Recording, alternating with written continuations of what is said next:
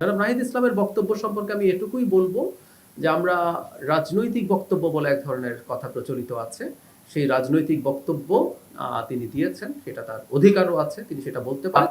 একটা রাজনৈতিক দলের প্রধানের মুখ থেকে, যিনি অত্যন্ত গুরুত্বপূর্ণ ভূমিকা পালন করেছেন আমাদের গণঅভ্যুত্থানে, আরেকটু দায়িত্বশীল মন্তব্য। কারণ হচ্ছে অ্যারেস্ট এখন পর্যন্ত সবসময় কি এভাবেই হয়ে যায়?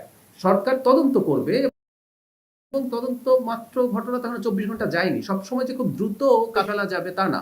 সরকার অবশ্যই অ্যারেস্ট করার জন্য সর্বোচ্চ চেষ্টা করছে এবং দ্রুতই আমরা আশা করি করবে। একটা প্রসেস আছে, তদন্ত আছে, নানান রকম ভাবে সেই চেষ্টা হবে। করছে না কিনা সেটা দেখার ব্যাপার আছে। এখন কোনো ঘটনা ঘটে যাওয়ার সাথে সাথে সরকার এটা করেছে, এই ধরনের অভিযোগ এটা উনি বলতে পারেন যে এটা হয়েছে কেন? একটা রাষ্ট্র বা সরকার সর্বোচ্চ চেষ্টা করার পরও কখনো কোনো অঘটন ঘটতে পারে।